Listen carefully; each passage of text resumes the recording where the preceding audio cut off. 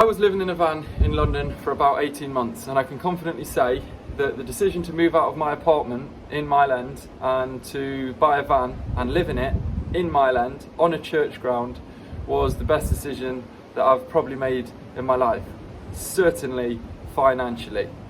So I want to share with you exactly what I did, because since sharing some van life videos on this channel, I've had quite a few questions asking what I did at certain times, how I actually did it, how I got the money, what I did with the toilet situation, showers and stuff like this, because I moved straight into my van. It was literally just an empty shell, and it was the middle of winter in London and it was -5. So I'm going to share with you exactly what I did. Now, it's important to note that to start off with, I got myself in about £24,000 worth of debt. Now that is because I was trying certain business at the time, and ultimately, cutting a long story short, it just didn't work out, and I found myself in a difficult position with debt. So basically, I got myself a high paid job. I literally went on Gumtree, I searched for high paid jobs. I was still living in my apartment at this time. I found a property investment job in Liverpool Street in London. I applied, I got the job. I earned about £100,000 in my first year. I'm obviously not saying this to brag about earnings, but I'm just showing you exactly what I did with complete truth. Obviously, when you earn that kind of money, you also pay a lot of tax, and I'll explain why that's important to van life and how to fund your van in a moment. So basically, it took me about 18 months-ish to get out of debt, because naturally when you're earning that much, you're paying the high tax bracket, and I was paying about 40% tax. So let's just say even then I'm coming out with £60,000 for easy figures. And then obviously you've got to pay for your apartment, your rent, your bills, your living and everything else. You've got to buy your food. I was going out in London. London's extremely expensive to live in. So that's why it took me about 18 months to 2 years-ish, something like this, to clear my £24,000 worth of debt. Because if you think about it, £24,000 worth of debt is not £24,000 worth of earnings. If I'm paying 40%, so £24,000 is actually only 60%. So off the top of my head, what would that work out? I don't know, roughly 35. I've got to probably earn about £35,000-ish, something like this, to actually clear my £24,000 worth of debt. So you've got to earn more to clear that money. And it's exactly the same with buying a van, and I'll tell you how I bought my van. So the first stage for me was getting myself out of debt, and then the next stage was buying a van. Because what I did, and I'm not advising you to do the same thing, I'm just sharing exactly what I did. I had an overdraft, which was £4,000. I decided that I wanted to move out of my apartment and save money and buy a van and go traveling the world, and I wanted to quit my job. I made that decision. So I was going to do everything in my power to make that happen as quickly as possible. And I knew the quickest route to doing that was moving out of my apartment. That was the first stage. Because let's face it, for any of those guys, for you guys out there that live in London or live in most places now in major cities that are paying a ridiculous amount of rent. I know I was paying £800 a month in rent in London, and that was for a tiny little bedroom in Mile End. So that was the cheap end. Some of you guys will know, especially if you're paying for your own apartment, it's a lot more money than that. So I was even doing that cheaply. But I didn't even want to pay that, because at the end of the day, if you look at the numbers behind that, even £800 a month equates to £9,600 a year. So it's a lot of money. So basically, I got myself out of debt, and then I found a van in Manchester on Auto Trader. It was a Luton Crafter 2014. I decided that I wanted to buy a box van. The reason that I didn't go for your typical Mercedes Sprinter or the medium wheelbase vans or whatever you call them, the typical kind of camper vans that most people convert, is because I'm 6'4" and I needed a tall van. And to be honest with you, I had a fish and chip business when I was 20 years old, and I was hunched over like this, like the Hunchback of Notre Dame, serving people, and it gave me neck problems, and I decided, no, we're just not going to live like this anymore. So I bought a Luton Crafter from Manchester on Auto Trader. It cost me £7,250. I didn't have that money at the time. I had about £3,500 to £4,000 ish in cash after clearing my debt and getting a little bit of money behind me. Like I said, I wanted to move quickly on this, so I thought, screw it, I'm going to go into my overdraft and I'm going to buy this van. And that's exactly what I did. So I drove to Manchester, I picked up the van, I drove back to London, and then I needed somewhere to park it. Now, to start off with, like I said, I was just moving quickly. I moved out of my apartment in London, I put all of my stuff in bin bags. It was a Sunday night, it was a full moon, because I remember this evening is one of the strangest evenings in my life. I was driving out of London because I needed to get out of the ULEZ zone. Again, you guys will probably know they charge you something stupid like £12.50 a day now. So it's kind of pointless parking inside the ULEZ zone if you're going to be driving it. That's another thing that I'll get onto at the moment, because like I said, I was parking on a church ground, and obviously if it's static, you're not going to get charged the ULEZ fee because I was on private ground. That was eventually after I found parking. But to start off with, my bin bags and everything was in the back of the van. I was driving outside of London, heading south, and basically it was something like 10, half 10 at night. I was driving down out of the south of London, and I was looking at the closest spot to get out of the ULEZ zone so I could park my van, because obviously I knew that I'd still need to drive it and get material and stuff like this. I didn't want that cost. Before that, actually, I had gone to a bed store, whatever you call it, because I needed to buy a mattress. It's literally the first thing that I bought. I turned up to this mattress shop, this bed shop, whatever you call it. It was actually Dreams, believe it or not. And I went in there and I said, you know, I need a mattress, can I have a look around? I looked around, I saw a mattress, and it was something like 400 quid. It was one of the cheaper mattresses. And I said, I'll take this one. There were legends in this shop, by the way. I wish I could remember the guy's name. But anyway, I said, yeah, I'll take this one. And he said to me, oh, you can't just take it straight away, you've got to order them. And I said, well, no, I need a mattress, like I need a mattress tonight. And this is the good thing about people. This is a good thing about good people. They can recognize when someone's in a difficult position. I couldn't go back to my apartment because that was it, I was left, it was gone, and I needed a mattress to sleep on, and I told them this. Fortunately, they went into the back and they got one of these rolled up foam mattresses that usually cost about 200 quid, something like this, and they said, look, I can give you this one for 100 quid, and I was like, perfect, I'll take it. He went and spoke to the manager and he said, look, we want to give you these as well, and he gave me some pillows for free as well, which is legendary. So whoever you are, if you ever see this video, you're an absolute champ, because you genuinely helped a guy out that was in a difficult position on that day, and I'm extremely grateful. So I was then driving, my mattress was now in the back, I had some pillows, all of my stuff was in the back of the van in bin bags. Like I said, I found a street, it was one of the first streets outside of the ULEZ zone in the south of London. It was about 7 miles out from my work, but I had an electric bike at the time. So I was like, we can cope with this to start off with until we find our feet again. And then I parked up down this street. It was dark, couldn't see anything, just parked up outside of some houses. On the opposite side of the road, the houses were on the left. Went to sleep, woke up the next morning. Guess what? Because my van's got a shutter, I wake up, I'm scrambling through all of the bin bags, I find my shoes, find my socks, find a shirt, whatever, throw my stuff on, get my bike. I open the shutter, and guess what? I'm literally parked outside of a school. Imagine a guy pulling up a shutter in a white van, parked outside of a school, and mums were literally walking their kids to school. Oh man. So yeah, that was my first night and my first experience of living in a van in London. Anyway, I got my bike, thought bollocks, I don't have time to move it now, closed my shutter, cycled to work, came back in the evening, and then I found a different street to park on.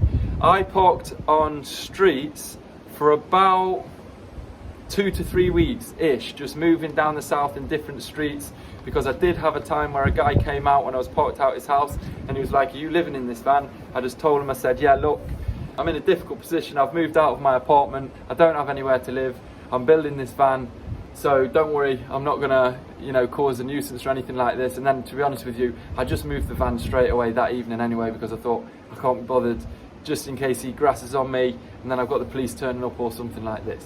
Because officially, you're not allowed to live in a van on the streets, which also I think, to be honest with you, bollocks to the system, because they charge you so much in rent, they charge you council tax and all of your bills, and they put up prices left, right and centre. Let's face it, the people who are higher up take advantage of the system, so I'm going to take advantage of the system. I was paying road tax, my van was insured, you've got to get it MOT'd and all of this kind of stuff. Who is someone else to say I can't sleep in a van? So that's entirely up to you, but I'm just telling you how I think and how I also acted on my thinking. So then I thought, right, I can't keep moving around, because I was turning up to my office job. It was a long cycle. I wanted to get something that was closer to my work. And like I said, my work was in Liverpool Street. So basically, I went on a website, I think it's Your Parking Space, and I found a parking space. Now, something that I will share with you guys, this is where, especially if you're talking about living in a van, with private parking spaces, which is yourparkingspace.com or .co.uk, whatever it is, a lot of them, there's height issues because it's normally in people's garages and a van won't fit, especially a Luton van. Mine's like 3.5 meters high. So I had to find somewhere that didn't have height restrictions, and naturally I kind of wanted to find it away from people's houses and stuff like this, because officially the people are not allowed to do it, even if it's their house, because they have to have a license. I believe that that is the case. So I was lucky. I found a church ground parking. This was just obviously open grass, and it was kind of being used as a car park anyway, and it was in Mile End. Mile End is only about 2 miles-ish from Liverpool Street and my work. It cost me £150 a month, and I thought, this is absolutely perfect, this is exactly what I need. And it was perfect, and it was exactly what I did need, and I stayed there until I pretty much finished my van and left work. I did spend about another 6 to 8 weeks-ish on the streets again after I finished my job. So basically, I then had a secure parking space in Mile End, and I felt a lot better, a lot more comfortable. I spoke with the people at the church. I told them that I'm living in my van. I told them that, you know, I can kind of look out for the place and stuff, for crime and stuff like this in the evenings, because I know that there are a couple of break-ins. That's the truth.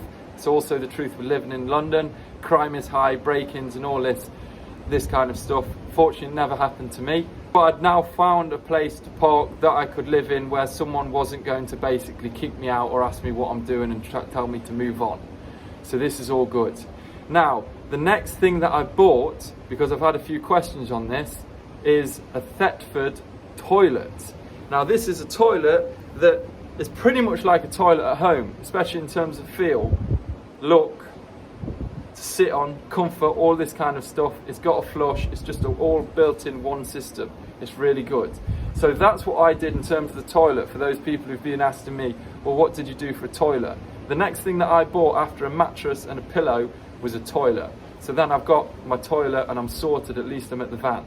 However, there was a pub that was literally 200 meters round the corner. So I could have always gone to the toilet at the pub. And also to share with you guys, just so there's no excuses in this department, because I've had a few people say to me, well, what about a shower and stuff like this? I eventually built a shower, but that literally was not until until after my girlfriend moved in. So she was here without a shower as well. She joined the gym. I was fortunate enough to have a shower at my work. So I was showering at my work. But if you don't have a shower at work, you can easily just join a gym. It's exactly what my girlfriend did, and she was living in the van until we left for about 2 months without a shower. So it was all good on that front. So the first thing that I did was buy a toilet, and then I sorted out that problem. And to be honest with you, those toilets are so good. If you close your eyes, you kind of feel like you're at home. So it's all good. I was comfortable enough. Except for the fact that obviously I didn't have insulation, I didn't have anything else, it was -5, and I was actually freezing. But that aside, so that's basically what I did. And then I was turning up to my job for the next 18 months.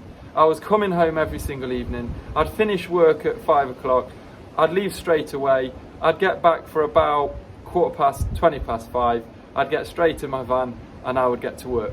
And I literally did this 5 days a week. I was seeing my girlfriend at weekends. I was staying at her apartment on a Friday night and a Saturday night, and then for the rest of the time I was living and building in the van because I wanted to get this done. It was a lot of work. I was putting in about 3 to 4 hours of work every single evening. As regards to tools, so you guys know as well, I was charging my tools at work. However, I did have times because I use very basic tools. I bought a drill off Amazon. All I literally had was like a hand drill, and I also used a jigsaw, which was to cut my door out of, and the odd wood task that I needed to do, and everything in that. I'm not even joking. I had tools before because I've collected tools throughout my life where I've done various things. The only job that I've done that's related to this is plumbing. But other than that, I've never built a van before. I've never done carpentry, electrics, anything to do with van building whatsoever. Everything for me was learnt on YouTube. I would literally come home in the evening. In fact, I was actually doing this, to be honest with you, whilst I was at work as well. I was looking on YouTube how to do this, how to build a door, how to build a window, how to insulate the floor, how to build a vapor barrier, how to do the electrics, how to do absolutely everything other than putting in piping and a sink and a shower, which I already knew how to do. So I basically built this van. I put in about 3 to 4 hours of work every night for about 18 months, and then eventually I got the van built, and then I was in a position where I'd saved a load of money because over that 18-month period I wasn't paying any rent other than the £150 a month parking. In terms of cooking, because I've also got a few questions about this, what did you do about cooking and eating and stuff like this? If you've seen any of my previous shorts, which I've just started posting again, you'll see that one says reduced. I'm not even joking. I was basically eating in the reduced section of Tesco pretty much every day. Even at lunch at work, I was doing everything that I could to save money. I just went into extreme mode. And at 7 p.m. in the evening in Mile End, for anyone that lives in London, at the Co-op, the reduced section drops. So I was there at 7 o'clock getting my sandwiches, getting anything that was reduced. I didn't cook any food. There was also a Wetherspoons, so I would sometimes go to Wetherspoons if I wanted a delicious warm meal with my chicken strips meal, where I'd have a pint, and the Jack Daniel's honey glazed sauce, I think it's called, which was incredible. What a treat that was. And also, if my drill did run out in the evening, I'd often charge my drill and stuff. Yes, I'd take my battery pack to Wetherspoons. I'd eat my meal whilst it's charging because it's a quick charger and only took me an hour. So that's what I did in terms of the tools. That was everything that I needed. And that is basically what I did to, one, get myself out of debt, two, save enough money to get money behind me to actually quit my job and then go traveling the world in the van, which I'm doing now, and three, also get enough money to completely pay for the van so I wasn't in debt with the van. I cleared my overdraft, obviously. I paid for everything that the van needed along the way as I was earning the money. In total, the van cost me about £20,000, £7,250 for the van. I think it was advertised at about 7,000, I don't know, 600 or something like this. So I got a bit of money off it by negotiating. Always asked to get something cheaper if I was you. It cost me about £13,000-ish in total for all of my equipment, my electrics, the solar, you know, my cookers, my gas, my showers, my wood, my tools, material, everything. And I managed to basically pay for my van, and I got about £20,000 behind me. As soon as I was in that position, I was then ready to leave my job, and that's exactly what I did. So I think I've covered everything, but if you guys have got any other questions, just let me know. But for now, hopefully this helps as many people as possible. For those that are interested as well, I've just started to go live on YouTube because now I'm not inside the system. Now I don't have a job, I'm not in my office and I'm doing this kind of stuff. I'm free to be creative again, which is magic. And for the first time the other day, I went busking, which I've never done in my life. I had my hand pan, and do you know what? I earned 90 pence in 1 hour. And it's probably the happiest I've ever been. So, live free, my people. Love to you all, and I will see you on the next video. Any questions, just let me know.